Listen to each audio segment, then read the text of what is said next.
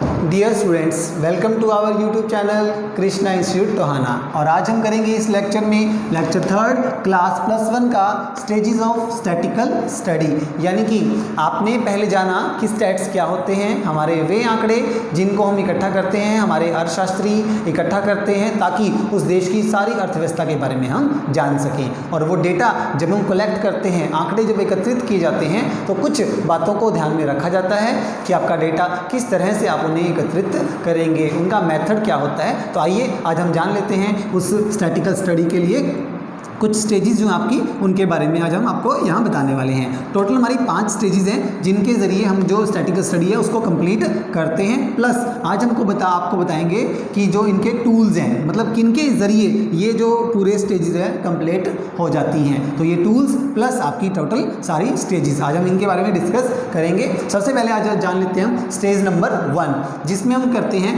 Collection of data. यानी कि आपका जो डाटा है, आपके जितने भी क्या हैं आपके आंकड़े हैं, उन्हें कैसे इकट्ठा किया जाता है।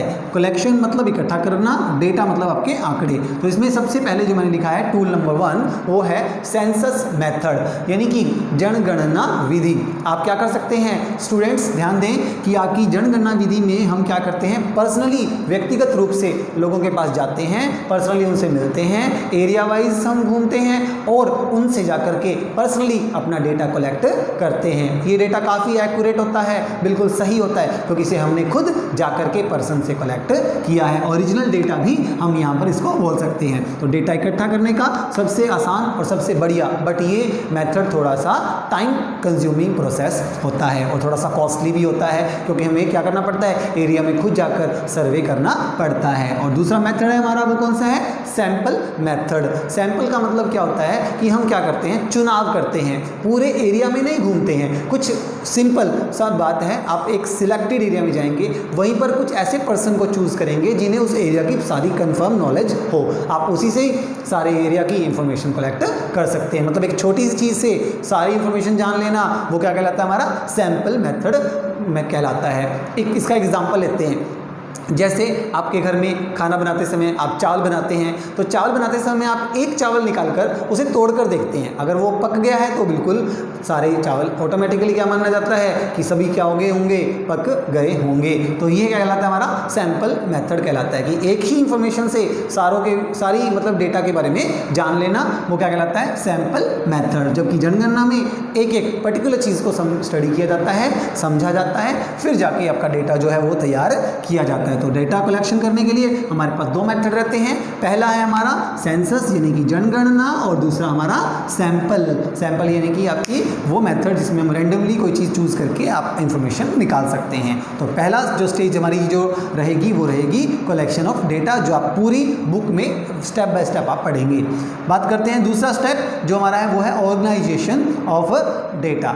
यानी कि आपको डेटा को क्या करना है, एकत्रित करने के बाद उन्हें संगठित करना है, ऑर्गेनाइज करना है। और डेटा को ऑर्गेनाइज करने के लिए आपको भी क्या जरूरत पड़ेगी, टूल्स की जरूरत पड़ेगी, कुछ उपकरणों की जरूरत पड़ती है, जिसमें सबसे इंपॉर्टेंट रहता है हमारा वो है क्लासिफिकेशन कर देना।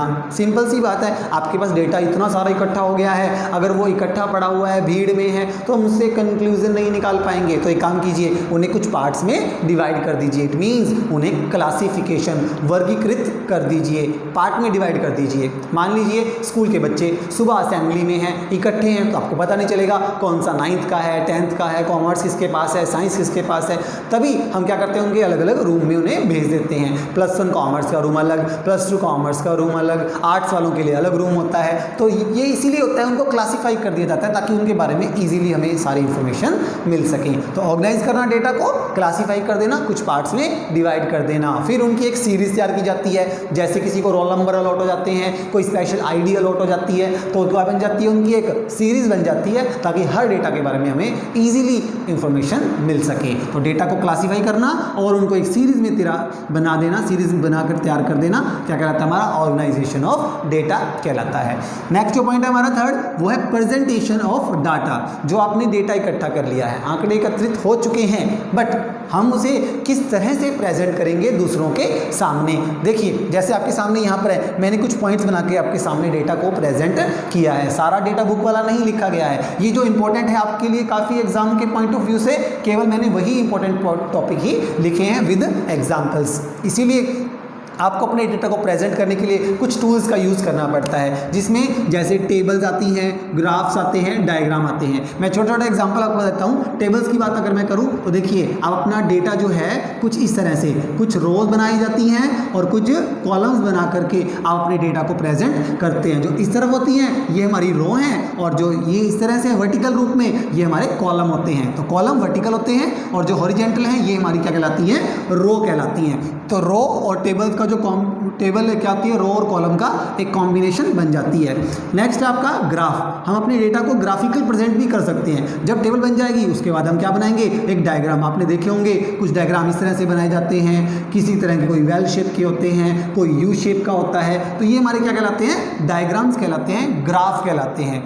और डायग्राम भी इन्हीं में होते हैं, पॉलीगन्स हो गए, कुछ पॉइंट्स लेकर के अगर हम क्या करते हैं, स्पेशल अपने जो डायग्राम है वो ड्रॉ करते हैं, तो उन्हें क्या कहते हैं, डायग्राम और ग्राफ और टेबल की हेल्प से हम अपने डेटा को क्या करते हैं, प्रेजेंट करते हैं, ताकि उन्हें आसानी से दूसरे हैं कोई लोग जो हैं उस इंफॉर्मेशन को जानना चाहते हैं तो वो इनके ज़रिए बहुत अच्छे से हमारे डेटा को समझ सकते हैं। तो ये डेटा को प्रेजेंट करने का एक बेस्ट तरीका होता है टेबल, ग्राफ एंड डायग्राम्स। उसके बाद करते हैं बात एनालिसिस ऑफ डेटा। जब हमारे पास डेटा सारा मिल चुका है, तैयार हो चुका है, उसे हमने लोगों को प्रेजेंट भी कर दिया है, अब वो क्या करेंगे, उस डेटा को एनालाइज करेंगे।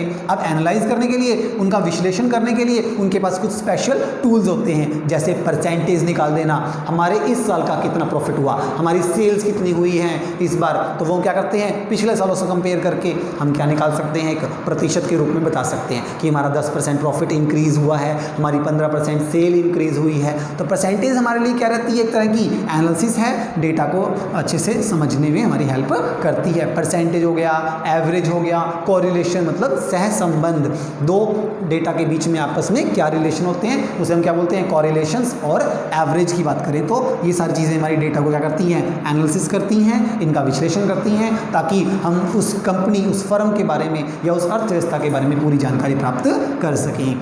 और लास्ट पॉइंट जो हमारी लास्ट स्टेज हमारी रहती है वो रहती है इंटरप्रिटेशन ऑफ डेटा। इंटरप्रिटेशन का मतलब होता है हम अपने डेटा को कंक्लूजन्स निकालना, फाइनली एट द एंड में हम क्या निकालते हैं, कंक्लूजन्स। तो कंक्लूजन ऑफ डाटा है हमारा, इसे हम कहते हैं इंटरप्रिटेशन ऑफ डेटा, ताकि उस कंक्लूजन को हम क्या कर सकते हैं, अपने ओनर तक पहुंचा सकते हैं। जो भी हमारे को जिसने हमें काम दिया है डेटा को कलेक्ट करना, ऑर्गेनाइज करना, उनको हम अपना फाइनली डेटा तैयार करके उन तक प्रेजेंट करना क्या कहलाता है, इंटरप्रिटेशन कहलाता है। इसमें क्या बताया जाता है, degree of relationship and conclusions, यानी कि आपके जितने भी फॉर्म में काम हुए हैं सारों का आपस में क्या रिलेशन रहा, पहले आपने माल को बनाया, फिर बेचा, प्रॉफिट कमाया, उसको कहाँ इन्वेस्ट किया, ये सारी चीज़ें कंप्लीटली फाइनली कंक्लूजन्स आपके पास तैयार होंगे और वो आप ओनर के सामने रख देंगे और वो उनका यूज़ करके आने वाली प्लानिंग, पॉलिसीज़ वगैरह तैयार कर सकते हैं। तो इंटरप्रिटेशन ऑफ डेटा में आपका ये टॉपिक रहेगा। तो ये जो हमारी 5 स्टेजेस हैं, इनके ज़रिए डेटा कलेक्ट किया जाता है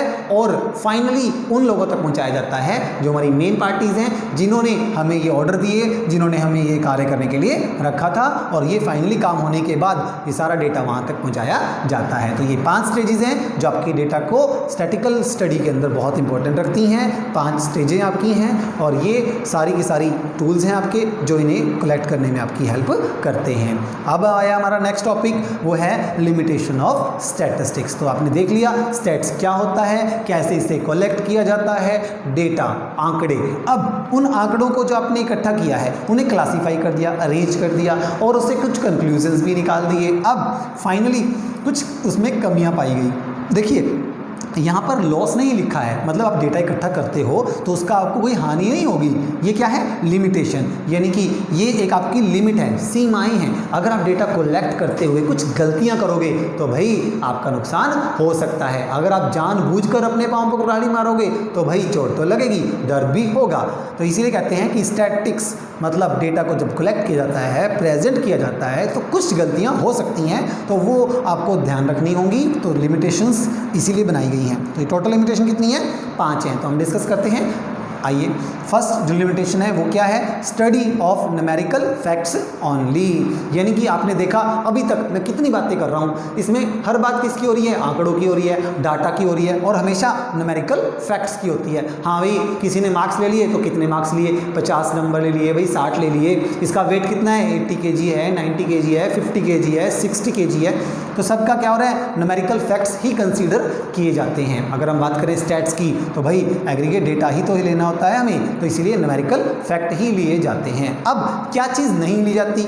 नॉट ऑनेस्टी, फ्रेंडशिप, यानी कि देखिए अब बात करें जस्टिस की, न्याय, तो ये न्याय की बात कोई नहीं करता कि किसी के साथ बुरा हो बर्ताव हो रहा है, अच्छा बुरा बर्ताव हो रहा है, हम ईमानदार हैं, हम बेईमान हैं। ये चीज़ें कभी भी बुक्स में, अकाउंट्स में रिकॉर्ड नहीं होती हैं, तो इको में भी इनका कोई वैल्यू नहीं रह जाती है। सेम ऐसी फ्रेंडशिप भी है। अगर आपके साथ किसी की दोस्ती है तो वो चीज़ें भी क्या होती हैं? स्टैट्स में शो नहीं की जा सकती हैं कि आपके एम्प्लॉयज़ कितने अच्छे हैं, कितने बुरे हैं, कैसा उनके साथ लोगों के साथ उनका कैसा रिलेशन है, संबंध कैसा है। तो ये चीज़ें कभी भी जो स्टैट्स में शो नहीं होती हैं। तो कहीं ना कहीं इसकी कमी है कि यहाँ पर सिर्फ न्यूमेरिकल फैक्ट्स को ही कंसीडर किया जाता है। नेक्स्ट पॉइंट जो हमारा, स्टडी ऑफ एग्रीगेट्स ओनली, यहाँ पे क्या ली जाती हैं? सारी वैल्यूज़ को एग्रीगेट लिया जाता है, यानी कि एज अ होल लिया जाता है। एक सिंगल पर्सन की बात यहाँ नहीं की जाती, not about the single person. हाँ भाई, अगर बात करें कंपनी की तो एक एम्प्लॉय ने कितनी प्रोडक्ट को तैयार किया, ये चीज़ कंसीडर नहीं की जाती। कुल मिलाकर कितना प्रोडक्शन हुआ, ये चीज़ कंसीडर की जाती है। इसीलिए जो स्टैटिकल में एक और भी चीज़ ध्यान दी जाती है कि यहाँ पर क्या होता है? स्टडी सिर्फ एग्रीगेट्स फैक्ट्स में ही होती है, सिंगल चीज़ की स्टडी यहाँ पर नहीं होती है। तीसरा पॉइंट है होमोजेनिटी ऑफ डेटा। जो भी आप डेटा कलेक्ट करोगे, जो भी आप एकत्रित करते हैं आंकड़े, वो सारे क्या होने चाहिए? उनकी एक यूनिफॉर्म होनी चाहिए। उनकी जो क्वालिटी है उसमें एक यूनिफॉर्मिटी होनी चाहिए। जैसे जब रिजल्ट अनाउंस होता है स्टूडेंट्स क्लास का, तब क्या होता है? कॉमर्स वालों का अलग होता है, नॉन मेडिकल वालों का अलग किया जाता है। फिर फाइनली एक टोटल परसेंटेज निकाली जाती है कि कितने बच्चों ने क्लियर किया, कितनों ने नहीं कर पाए हैं। तो इस तरह से आपका जो डेटा आप जो अरेंज करोगे उनमें कुछ ना कुछ होमोजेनिटी होनी चाहिए, उनके अंदर एक यूनिफॉर्मिटी होनी चाहिए, एक सिमिलैरिटी टाइप का डेटा होना चाहिए। नेक्स्ट है results are true only on average basis. Stats की एक ये भी कमी है कि आप जब डेटा कलेक्ट करते हो उनकी एक एवरेज निकालते हो तो क्या होती हैं? वो एवरेज सही तो हैं, बट अगर सिंगुलर लेवल पर देखी जाए तो वो कहीं ना कहीं गलत साबित हो जाती हैं। इसके लिए मैं आपके लिए एक एग्जांपल लेके दिखाता हूँ आपको। मान लीजिए एक ए पर्सन है, एक पर्सन है बी। ए ने इनकम कमाई है 500 रुपये और बी की इनकम कमाई है उसने कितनी? 1000 रुपये। दोनों की अगर एवरेज निकाली जाए तो क्या होगी? 1500 डिवाइड बाई 2, 750। ये आई है दोनों की एवरेज। तो स्टैटिक्स क्या कहती है कि दोनों की जो एवरेज इनकम है वो कितनी है? 750। जबकि आप देख रहे हो ए की इनकम कितनी है? अरे भाई ए की इनकम तो 500 है, 750 थोड़ा ही है। तो ये एवरेज जो है वो क्या है? सिंगल पर्सन की जो इनकम है वो शो नहीं कर रही है। बी की इनकम 1000 है, क्या वो 750 रुपये है? नहीं, बिल्कुल भी नहीं। ना तो ए की इनकम है 750, ना ही बी की इनकम है 750। तो भाई रिजल्ट्स क्या हो गए? गलत हो गए। तो इसीलिए लिखा गया है results are true only on average basis. दोनों की एवरेज तो 750 है, बट ना तो ए की इनकम 750, ना बी की इनकम 750। तो रिजल्ट्स क्या होंगे आपके? फेल हो गए, ट्रू नहीं है। ये ट्रू तभी होंगे जब हम एवरेज लेते हैं तो।